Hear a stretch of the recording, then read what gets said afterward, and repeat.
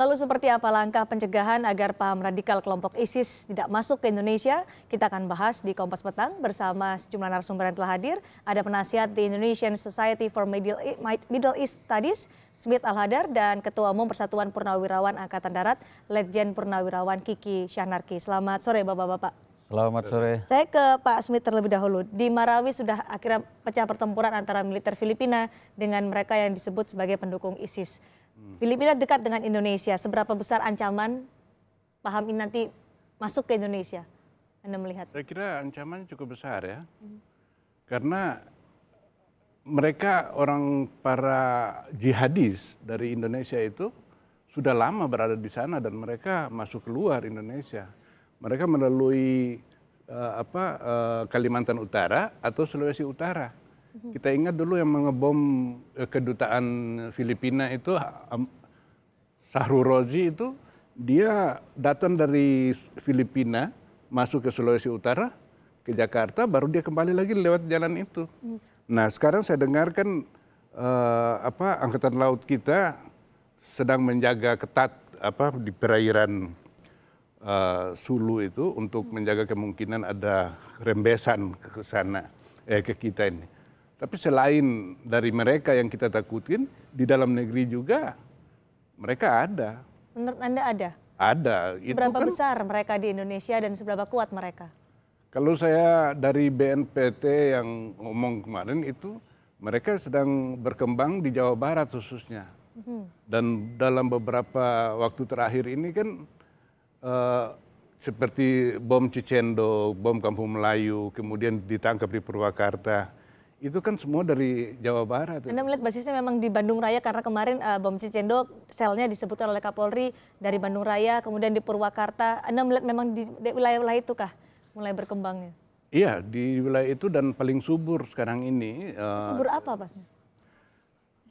Basis di Jawa Barat itu kan dulu juga ada TNI, DI, TII di sana. Jadi sel-sel tidur itu ada di sana. Tinggal menunggu kesempatan untuk dibangkitkan, lalu mereka melakukan serangan. Dan bulan puasa ini bagi teroris itu adalah kesempatan mengumpulkan pahala sebesar-besarnya. Menurut Anda itu bukan, ini Anda, menurut ideologi mereka. Oke. Itu mereka sebut amaliyah. Jadi tindakan teror yang dilakukan pada bulan puasa akan mendapatkan pahala yang lebih besar.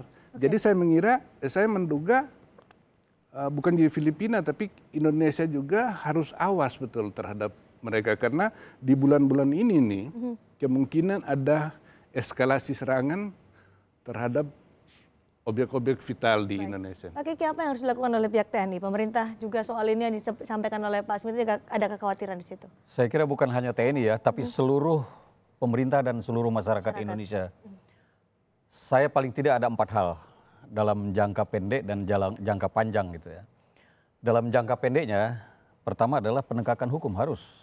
Karena jelas-jelas ideologi ISIS ini bertentangan dengan Pancasila gitu kan, bertentangan dengan Undang-Undang Dasar 45. Jadi hukum harus ditegakkan betul, yang pertama. Yang kedua, penertiban ini, penertiban medsos ini gitu kan. Nah, karena sekarang tidak perlu dakwah untuk merekrut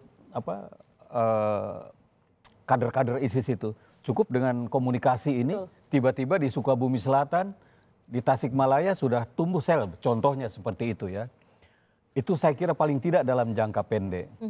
Nah, dalam jangka panjang ada 2 hal juga saya kira. Yang pertama adalah sangat penting itu melakukan karakter building kita. Terutama pada anak-anak. Sejak usia dini gitu.